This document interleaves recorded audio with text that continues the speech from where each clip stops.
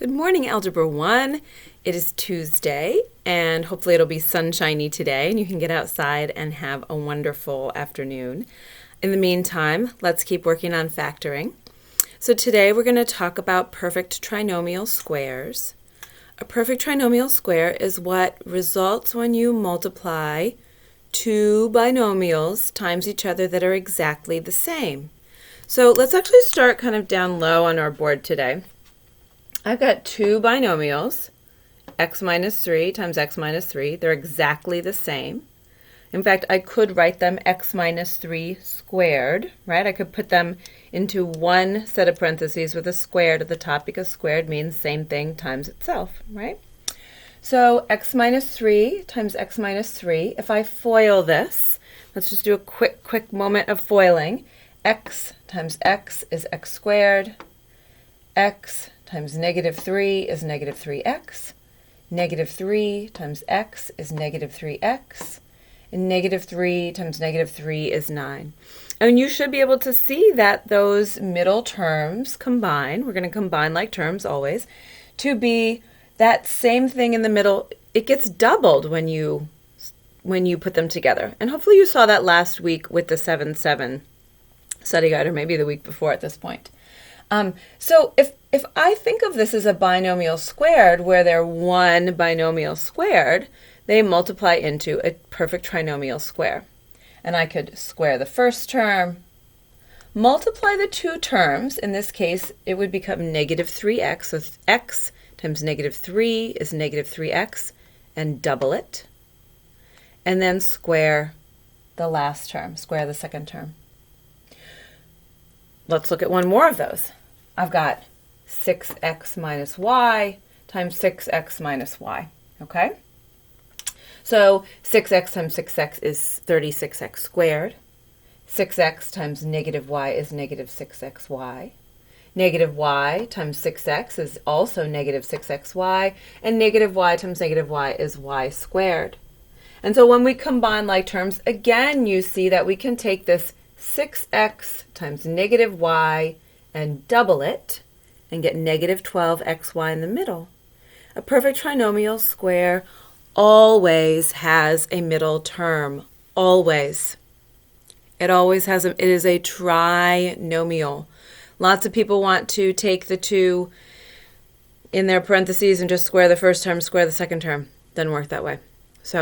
But what happens when we see a perfect trinomial square? Well, we're factoring, and our job is to factor. So how do we recognize a perfect trinomial square? Well, let's take this one up here.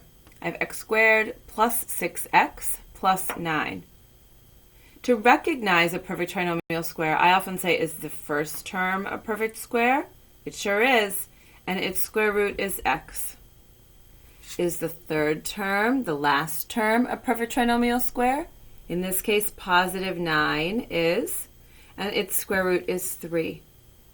And so if I take this x times 3, positive 3, and I put a positive 3x in the middle, and I double it, do I get this middle term? Indeed I do. Which means today that we can say, wait, this is the result of x plus 3 times itself. So I'm going to go ahead and give myself binomial squared, right? And take that x plus 3, and that's it. I'm done. So if you can recognize a perfect trinomial square, then factoring it to a binomial squared is very quick, and it's pretty easy, right? Let's take a look at this one. So 36x squared, is it a perfect square? Let's see, 36 is a perfect square.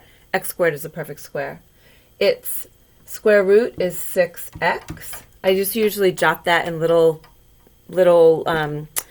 writing above it just to show myself. Is y squared, positive y squared, a perfect square? It is. Y is its square root. 6 times y is 6xy. And it could be negative y, right? It doesn't matter. Negative y times negative y equals positive y squared.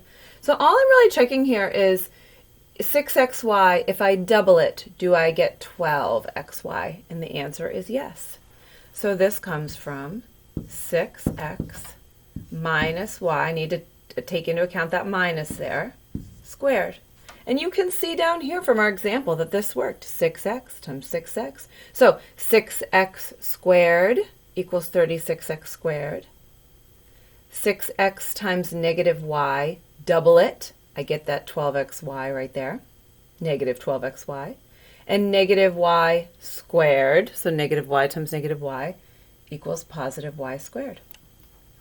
This is factoring perfect trinomial squares. This is what I'm going to ask you to do today. I've given you an assignment with several perfect trinomial squares. You notice how they work, please. Notice that the first and third terms are perfect squares, and that when you take their square roots, multiply the two and double it, you get the middle term, so that you're actually checking that you know how to recognize and factor them. A couple of them have a greatest common factor, so check that out. Please learn this. Please memorize it. It is very important. It comes up a lot. Have a great day.